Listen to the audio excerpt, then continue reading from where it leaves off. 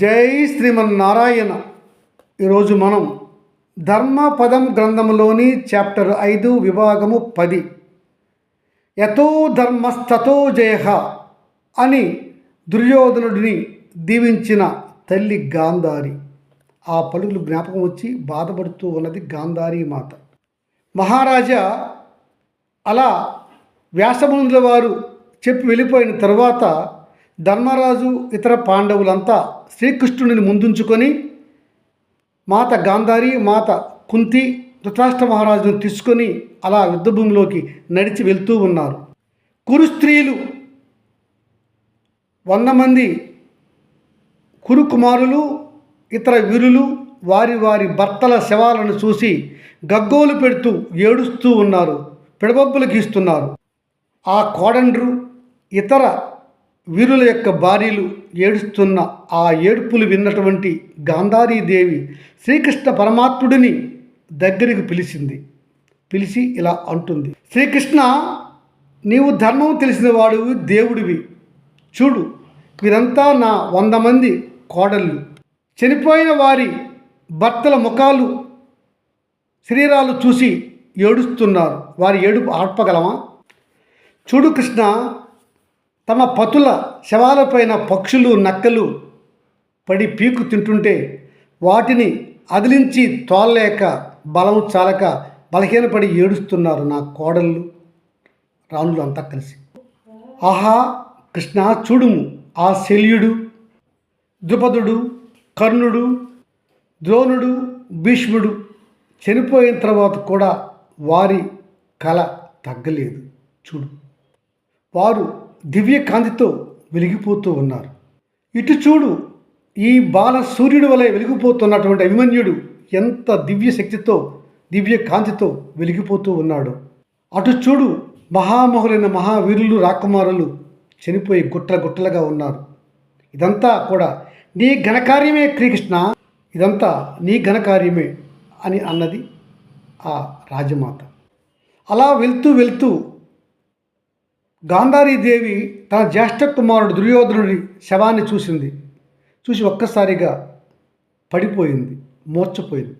పరిచారికలు శర తీర్చి ఆమెను మూర్ఛ నుంచి మేల్కొలిపారు. మరలా ఆ గాంధారీదేవి దుర్యోధనుడి పైన పడి మరల ఏడుస్తుంది. కృష్ణ, ఈ నా జ్యేష్ఠ కుమారుడు యుద్ధానికి వచ్చే ముందు నన్ను నా యొక్క ఆశీర్వచనం అడిగాడు. నేనేం చెప్పానో తెలుసా? కుమారా, నీకేం కావాలి అడిగాను. తల్లి, నాకు యుద్ధంలో విజయం కావాలని కోరాడు. నేనేమన్నాను? ఎక్కడ ధర్మం ఉండునో అక్కడే విజయం ఉంటుంది అని నేను దీవించాను. యతో ధర్మస్తతో జయ అని అన్నాను కృష్ణ. ఈ వేదవాక్యాన్ని నేను ఎందుకు అన్నానంటే నా కుమారుడితో నాకు తెలుసు. నేటికి 13 ఏళ్ల క్రితము ద్రౌపదికి నా కుమారులు చేసిన అన్యాయము, అవమానము, ఆ పాండవులకు చేసిన అన్యాయము ఇంత అంతా కాదు, అంతా అధర్మమే. ఒక పుణ్య స్త్రీని జుత్తు బట్టి ఈడ్చి నిండు కొలువులో పరిహాసము చేసి బట్టలు ఇప్పుట ఎంతటి పాప కర్మయో నాకు తెలియను. మరి అంతటి పాపకర్మ చేసిన నా కుమారులను కట్టి కొడపదా ధర్మం ఊరుకుండునా? ఆ ద్రౌపదీ మాత యొక్క శోకము, అవమానభారము భీముని యొక్క ప్రతిజ్ఞలై నా కుమారులను సంహరించాయి. అందుకే కృష్ణ, నేను నా కుమారుడికి జయము కలుగుగాక అని దీవించలేదు. ధర్మం ఉంటే నీకు జయం కలుగుతుంది అని దీవించాను. అదే యతో ధర్మస్తతో జయ అని అన్నాను. కృష్ణ, నేను ఆనాడే అన్నాను నా కుమారుడితో, నాయనా దుర్యోధన, నీవు నా మాట వినకపోతివి, నీ తండ్రి మాట వినకపోతివి, ఎవరి మాట వినకపోతివి, యుద్ధానికే వెళ్తున్నావు, ఫలితము నీవే అనుభవిస్తావు, మాకు సంబంధము లేదు అని కూడా చెప్పాను.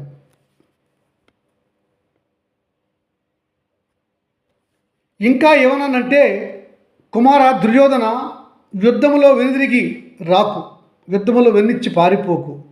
రాజు అనేవాడికి అట్టి అపకీర్తి మరణము కంటే గొప్ప హీనమైనది అని చెప్పాను. అలాగనే దుర్యోధనుడు యుద్ధంలో వెన్నిచ్చి పారిపోకుండా యుద్ధం చేసి వీరమరణం పొందాడు, స్వర్గం పొందాడు. అందుకు నాకు ఏ బాధ లేదు, కానీ పుత్రవాత్సల్యం నన్ను ఏడిపిస్తున్నది. ఈ దుర్యోధనుడు యుద్ధంలో చాలామందిని చంపాడు, తాను మరణించాడు, నాకలోకంలో సుఖంగా ఉన్నాడు. కాకపోతే ఈ ముసలిరాజు నేను ఎవరూ లేని దిక్కుమాలిన వారిని అయితే. కృష్ణ, ఇట్టి పరిస్థితులలో భర్త గురించి భార్య ఆలోచించుట ధర్మమే కదా, ఇది తప్పదు కదా, నాకు ఇది ధర్మమే కదా అంటూ కృష్ణ పలుమార్లు నా మాటను నా భర్త మన్నించలేదు, నన్ను ధిక్కరించి నిర్ణయాలు తీసుకున్నారు. కానీ నేను నా జీవితంలో ఒక్కసారి కూడా నేను నా పతి మాటను దాటి ముందుకు వెళ్ళలేదు. నా పతి మాట కాదని నేను ఏ పని కూడా చేయలేదు. నా పతి అనుమతి లేనిది ఎట్టి వ్రతం కూడా నేను చేసి ఉండలేదు అని చెప్పింది మాత కృష్ణుడితో. కృష్ణ, నా మరిది విదురుడు పరమ ధర్మకోవిదుడు, ధర్మాత్ముడు. అతడు దుర్యోధనుడికి ఎన్ని వేల సార్లు చెప్పాడో ధర్మము, నీతి, న్యాయం గురించి. పాండవులతో సఖ్యంగా ఉండమని, వారి రాజ్యం వారిని పరిపాలించుకొనమని, దానికి అడ్డుపడవద్దని ఎన్నిసార్లు చెప్పాడు. ఇంకా చెప్పాలంటే మహామంత్రి స్థాయిలో ఉండి కూడా చిన్నవాడైన దుర్యోధనుడికి బతిమలాడి కూడా చెప్పాడు విదురుడు. అయినా దుష్టుడు, దుర్మార్గుడు కనుక నా కుమారుడు నా మరిది మాట వినలేదు. అందుకు కారణము నా జ్యేష్ఠ కుమారుడికి జన్మతః వచ్చినటువంటి క్రూరత్వము, అధర్మము, అన్యాయములే కారణములు. ఇలా అతడు చేసిన అధర్మ కార్యాలు, పాపాలు అతడికి ఫలించి నేడు ఈ స్థితికి తీసుకొచ్చాయి. నా కొడుకు చేసే అధర్మాలకు, అన్యాయాలకు నేను విలపించని రోజే లేదు. ప్రతిరోజు నేను విలపిస్తూ ఉండేదానిని. అనగా జనమేజయ మహారాజు అంటున్నాడు, వంశంపైన మహర్షి అనగా గాంధారీదేవి తన కుమారుడు దుర్యోధనుడు చిన్నప్పటి నుంచి చేస్తున్న అధర్మాలకు, అన్యాయాలకు ఆమె బాధపడుతూ ఉండేదన్నమాట. ఆమె సచ్చీలత కొనియాడదైనదే. అవును మహారాజా, గాంధారీదేవి సుశీల, ఆమె ధర్మం తెలిసిన స్త్రీమూర్తి. ఆమె ఇంకా కొడుకును చూసి ఏడుస్తూ శ్రీకృష్ణునితో ఇలా అంటుంది, కృష్ణ చూడు, ఈ దుర్యోధనుడు ఈ సువిశాల సామ్రాజ్యాన్ని పరిపాలిస్తూ సువిశాలమైనటువంటి పడక గదులలో రాణులతో సంభోగిస్తూ ఆరోగ్యంగా, ఆహ్లాదకంగా ఇష్టపడినటువంటి రుచికరమైన పదార్థాలను తింటూ ఆనందించేవాడు. ఇష్టమైన విహారాలు చేస్తూ ఉండేవాడు. పరిచారకులు సేవలు చేస్తుండగా అతడు ఆనందంతో తోలలూగేవాడు. అతడు అనుభవించని ఐశ్వర్యం అంటూ ఏదీ లేదు. అన్ని ఐశ్వర్యాలను అనుభవించాడు నా జ్యేష్ఠ కుమారుడు. పని సేవకులు విద్యామరలు వీస్తూ ఉండగా నా కుమారుడు హంసతూలిక తల్పంపై నిద్రపోతూ ఉండేవాడు. భార్యలు కాళ్ళు వత్తగా ఎంతో సుకుమారంగా ఆ హంసతూలిక తల్పాలపైన నిద్రించే నా ఈ కొడుకు నేడు చూడు ఎలా ఈ యుద్ధ భూమిలో రక్తము, బురద కలిసిన భూమిలో పడిపోయి నడుము విరిగి పడిపోయి ఉన్నాడు. ఇతని శరీరము చాలా వరకు జంతువులు, పక్షులు కొరికి తినేశాయి. ఇంకా మిగిలిన శరీరంతో ఉన్నాడు నా ఈ జ్యేష్ఠ కుమారుడు ఈ హీన స్థితిలో అంటూ ఏడుస్తూ ఉన్నది తల్లి గాంధారీమాత.